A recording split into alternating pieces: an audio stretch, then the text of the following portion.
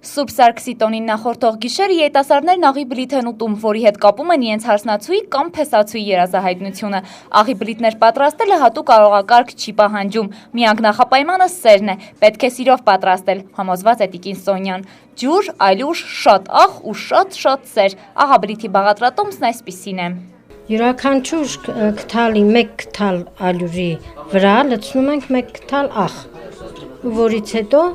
ավելացնում ջուրը։ Ինքը տիկին Սոնյան ևս տարիներ առաջ փորձել է աղաբլիթ, հետո թեև ամուսնուն չի տեսել, սակայն աղի բլիթը նրան չի խաբել։ Վարդուշ անունով մեկը տվեց ինձ այդ աղաբլիթը, բայց իմ ընկերուհիներն է, հետո ստացվեց, որ իմ կիսուրի անունը Վարդուշ էր։ Խմբված երիտասարդներն անհամբեր սպասում են աղաբլիթներին, նրանցից շատերը փորձելու են երկրորդ անգամ։ Խմորը պատրաստելու ընթացքում հնչում են բազմաթիվ բայմախթանքներ, դրանցից գլխավորը սերն է։ Բարի աղաբլիթ լինի, ուտողներին երջանկություն բերի, իրենց ցանկացած ընկերոջը կամ ընկերուհուն գտնեն, նրանց մեջ կդրվի նաև մի աղաբլիթի մեջ կդրվի նաև արծաթի դրամ, որին ոչ կանգնի, նա անպայման նույն տարում կամուսնանա։ Խմորն աստիճանաբար բլիթի ձև է ստանում, իսկ այս բլիթում արծաթե մետաղադրամն է։ Վերջ, ամեն ինչ պատրաստ է, ժամանակն է բլիթներին տեղափոխել գազօջախ։ Մինչ թխվում են բլիթները, պարզենք ինչ սպասումներ ունեն երիտասարդները։ Ուղղակի հետաքրքիր է, ուզում եմ այս տարի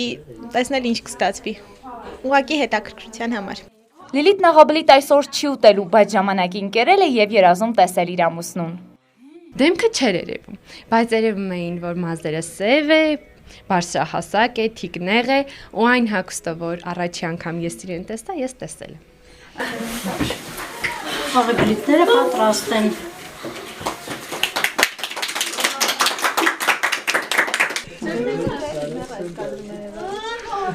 Աղաբլիթներն արդեն բաժանվել են երիտասարդներին, նրանք այս երեկո անպայման կուտեն, երազում սպասելով իրենց սիրելիներին։ Անահիտ Կարապետյան, Արտակ Բրուցյան, Մոլորակ։